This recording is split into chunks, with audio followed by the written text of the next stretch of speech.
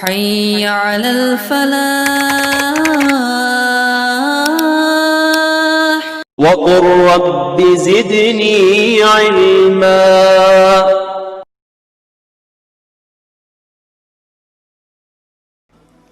الحمد لله رب العالمين والصلاة والسلام على قائد الغر المحجلين نبينا محمد وعلى آلہ وصحبہ اجمعین وبعد. محترم بھائیوں اور بہنوں، آن لائن کلاس میں ہم لوگ انشاءاللہ کتاب التوحید کا چوائس کیے ہیں. کتاب التوحید بڑی اچھی کتاب ہے. اس کتاب کو ہم لوگ پڑھیں گے اور اس کتاب کے ایک ایک پوائنٹ کو پڑھنا کوئی ضروری نہیں ہے، لیکن اتنا ضرور ہے کہ اس میں جو احادیث ہیں، اس میں جو آیتیں ہیں اور اس کے جو اہم مسائل ہیں ان کو ہم جانیں گے. کتاب التوحید یہ امام محمد بن عبد الوہاب رحمۃ اللہ علیہ کی کتاب ہے. بہت ہی پیاری کتاب ہے. جب آپ اس کتاب کو پڑھیے گا تب آپ کو سمجھ میں آئے گا کہ کتنا اس سے ہم کو لابھ ہوا، کتنا ہمیں اس سے فائدہ ہوا. تو چلتے ہیں اس کتاب کی طرف. سب سے پہلا باب ہے اس کتاب کا، عبادات کی بنیاد توحید ہے. عبادات کا آدھار توحید پر ہے. یعنی کوئی بھی عبادت اس وقت تک قبول نہیں کی جا سکتی جب تک کہ ہمارے اندر توحید نہ آئے. فَعْلَمْ أَنَّهُ لَا إِلَهَ إِلَّا اللَّهُ، جان لو کہ اللہ کے علاوہ اور کوئی معبود برحق نہیں. اللہ کی عبادت سے پہلے اللہ کی عبادت کرنے سے پہلے اللہ رب العالمین کو جاننے کا حکم دیا جا رہا ہے. تو عبادت کی بنیاد توحید ہے. توحید ہوگی تو عبادت قابل قبول ہوتی، توحید نہیں تو اللہ کی عبادت قابل قبول نہیں ہوگی. اس بارے میں سب سے پہلے اللہ رب العالمین کا فرمان ہے، وَمَا خَلَقْتُ الْجِنَّ وَالْإِنسَ إِلَّا لِيَعْبُدُونَ. وَمَا خَلَقْتُ الْجِنَّ وَالْإِنسَ إِلَّا لِيَعْبُدُونَ. اس آیت کو ہمیں یاد بھی کرنا چاہیے. وَمَا خَلَقْتُ الْجِنَّ وَالْإِنسَ إِلَّا لِيَعْبُدُونَ، کہ میں نے جنوں اور انسانوں کو صرف اس لیے پیدا کیا ہے کہ وہ میری بندگی کریں، میری عبادت کریں.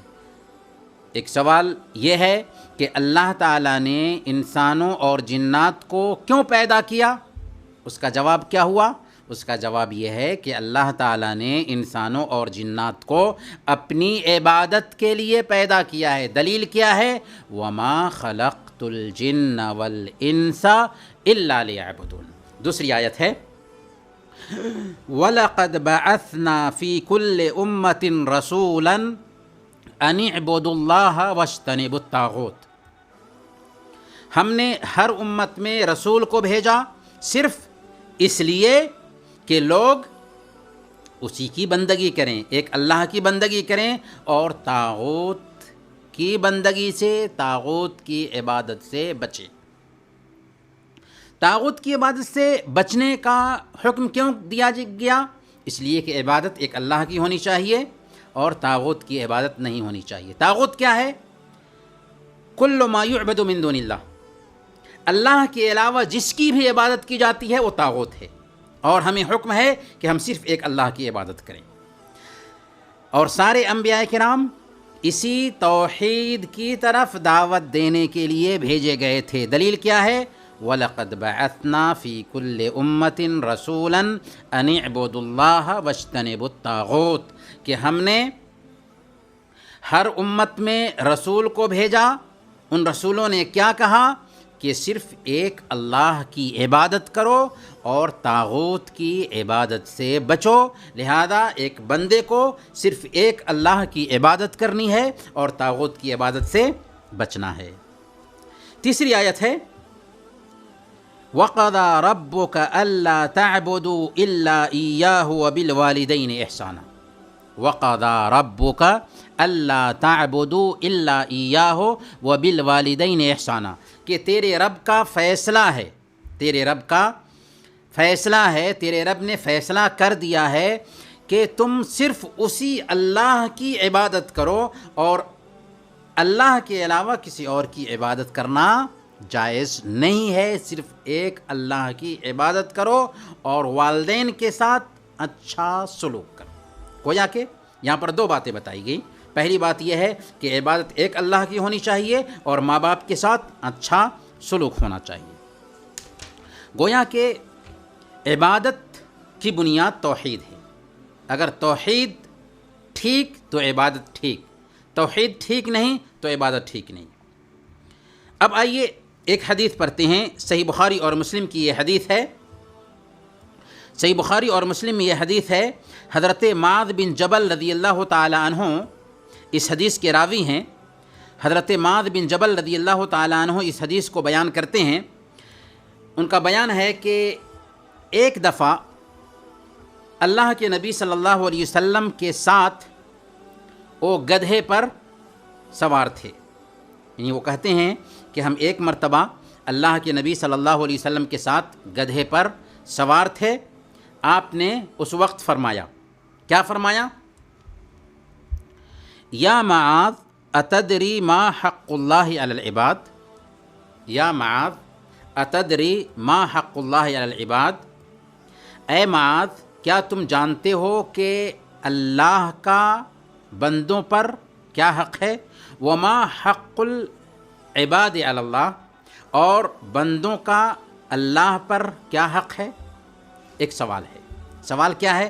اللہ کا حق بندوں پر کیا ہے اور بندوں کا حق اللہ پر کیا ہے؟ کیا جواب ہے اس کا؟ یہی سوال کیا تھا اللہ کے نبی صلی اللہ علیہ وسلم نے حضرت معاذ بن جبل رضی اللہ تعالیٰ عنہ سے، کب؟ جب کہ وہ ان کے گدھے پر سوار تھے۔ اس سے پتہ کیا چلتا ہے کہ اللہ کے نبی صلی اللہ علیہ وسلم نے گدھے کی بھی سواری کی ہے، اونٹ کی بھی سواری کی ہے اور گدھے کی بھی سواری کی ہے۔ اس لیے کوئی عیب کی بات نہیں کہ ایک انسان گدھے کی سواری کرے۔ اور یہ بھی پتہ چلتا ہے کہ اللہ کے نبی صلی اللہ علیہ وسلم اپنے پیچھے دوسروں کو سوار بھی کرتے تھے، اور یہ بھی اس سے سبق ملتا ہے کہ اللہ کے نبی صلی اللہ علیہ وسلم اس نازک وقت کو بھی تعلیم میں لگاتے ہیں۔ عام طور پر ایسے وقت میں جب کہ ایک انسان سوار ہو کر کے کہیں جا رہا ہو، اس کو یوں ہی برباد کر دیتا ہے ایک انسان، لیکن اللہ کے نبی صلی اللہ علیہ وسلم ایسے وقت سے بھی فائدہ اٹھاتے ہیں۔ چنانچہ ایسے وقت میں اللہ کے نبی صلی اللہ علیہ وسلم حضرت معاذ بن جبل رضی اللہ تعالیٰ عنہ سے سوال کرتے ہیں کہ کیا تم جانتے ہو کہ اللہ کا حق بندوں پر کیا ہے اور بندوں کا حق اللہ پر کیا ہے؟ دوسری روایت میں آتا ہے، صحیح ہے نہیں کی روایت میں ہے، اللہ کے نبی صلی اللہ علیہ وسلم نے حضرت معاذ بن جبل رضی اللہ تعالیٰ عنہ سے کہا تھا، اے معاذ، انہوں نے کہا لبیک یا رسول اللہ و سعدیک، اے اللہ کے نبی صلی اللہ علیہ وسلم ہم حاضر ہیں۔ پھر دوبارہ فرمایا اے معاذ، انہوں نے کہا لبیک یا رسول اللہ و سعدیک۔ یہ جو 2 مرتبہ 3 مرتبہ فرما رہے ہیں تاکہ ذہن کو متوجہ کیا جا سکے بات کی طرف، کیونکہ سواری پر سوار ہیں، ذہن ادھر ادھر منتشر ہو سکتا ہے۔ تو اللہ کے نبی صلی اللہ علیہ وسلم کی تعلیم کے جو اسالیب تھے، ان اسالیب میں سے ایک اسلوب یہ بھی تھا کہ اللہ کے نبی صلی اللہ علیہ وسلم صحابہ کرام کی توجہ مبذول کرانے کے لیے، توجہ اپنی طرف پھیرنے کے لیے مختلف طرح کا اسلوب اختیار کرتے۔ اس میں سے یہ بھی کہا تھا کہ آپ نے کئی مرتبہ کہا اے معاذ، اے معاذ، اے معاذ، پھر سوال کیا۔ سوال کیا تھا کہ اللہ کا حق بندوں پر کیا ہے اور بندوں کا حق اللہ پر کیا ہے؟ حضرت معاذ بن جبل رضی اللہ تعالیٰ عنہ نے کیا جواب دیا؟ انہوں نے کہا قلت اللہ و رسولہ اعلم، اللہ اور اس کے رسول ہی زیادہ جانتے ہیں، اللہ اور اس کے رسول ہی زیادہ جانتے ہیں۔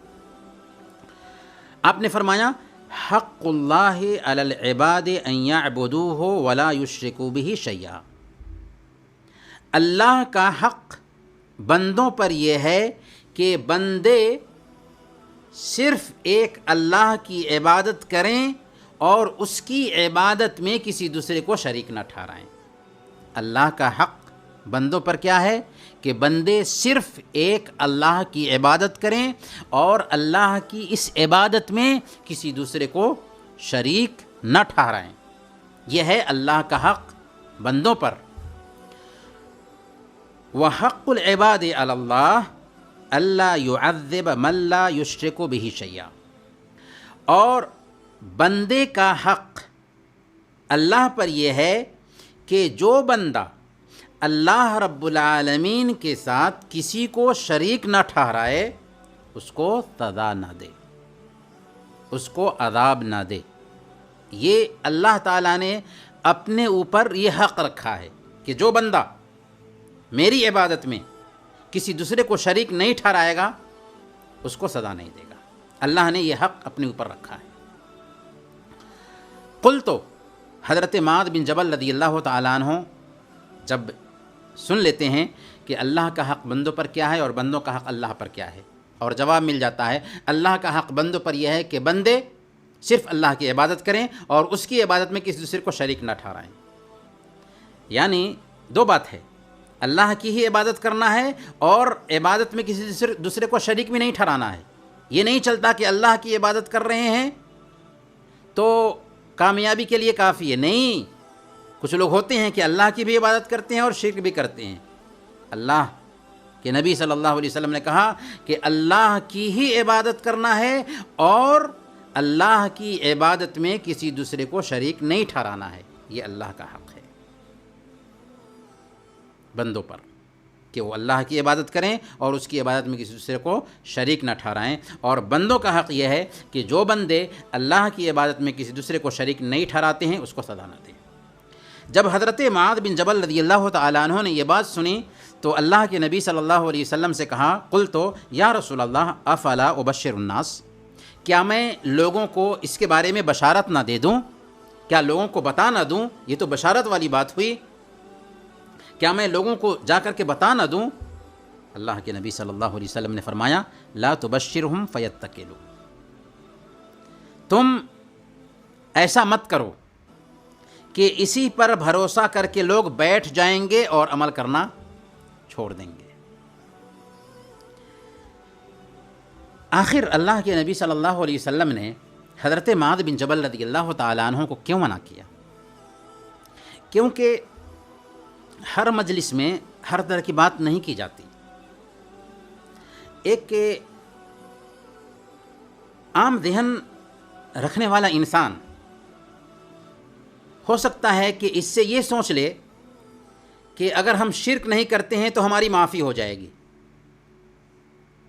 اور عمل کرنا چھوڑ دے۔ تو اللہ کے نبی صلی اللہ علیہ وسلم یہ کہنا نہیں چاہتے تھے، بلکہ کہنا یہ چاہتے تھے کہ شرک نہایت ہی خطرناک جرم ہے۔ شرک کے علاوہ اگر کوئی دوسرا گناہ ایک انسان کرتا ہے تو اللہ تعالیٰ چاہے گا تو معاف کر سکتا ہے، لیکن شرک کی معافی نہیں ہوگی۔ اور ایمان کے اندر عمل بھی شامل ہے۔ تو ایک عام آدمی ہو سکتا ہے کہ اس بات کو کیچ نہیں کر سکتا، اسی لیے اللہ کے نبی صلی اللہ علیہ وسلم نے حضرت معاذ بن جبل رضی اللہ تعالیٰ عنہ کو کہا تھا کہ اسے دوسروں کو مت بتاؤ، عام لوگوں کو مت بتاؤ۔ لیکن حضرت معاذ بن جبل رضی اللہ تعالیٰ عنہ نے اللہ کے نبی صلی اللہ علیہ وسلم کی یہ بات اپنے اخیر وقت میں بتا دی کہ ایسا نہ ہو کہ علم چھپانے کا الزام ان کے سر آ جائے اور علم چھپانے کا گناہ لازم آئے، اس لیے حضرت معاذ بن جبل رضی اللہ تعالیٰ عنہ نے یہ بات بتا دی۔ تو اس حدیث سے قطعاً یہ مفہوم نہیں نکلتا کہ اگر شرک ایک انسان نہیں کیا ہے تو جو چاہے کرے اللہ معاف کر دے گا، نہیں۔ اگر کوئی آدمی شرک نہیں کرتا ہے اور گناہ کیا ہے تو وہ جہنم میں جائے گا، ایک زمانہ تک جہنم میں جلے گا، لیکن موحد تھا، شریعت کی پابندی بھی کرتا تھا، تو گناہ کی بنیاد پر سزا پائے گا، لیکن ایک نہ ایک دن جہنم سے نکل کر کے جنت میں جائے گا، ہمیشہ ہمیشہ جہنم میں نہیں رہے گا۔ لیکن جس کے اندر شرک تھا اور اسی پر اس کی موت ہوئی، وہ ہمیشہ ہمیشہ کے لیے جہنم میں جائے گا۔ یہ بات اصل میں اس حدیث کے اندر بیان کی گئی ہے۔ برکیف انہی چند کلمات کے ساتھ میں ہم یہ درس روکتے ہیں، انشاءاللہ اگلے درس میں پھر ملیں گے، تب تک کے لیے اجازت دیجیے۔ وصلی اللہ علی نبینا محمد وعلی آلہ وصحبہ اجمعین۔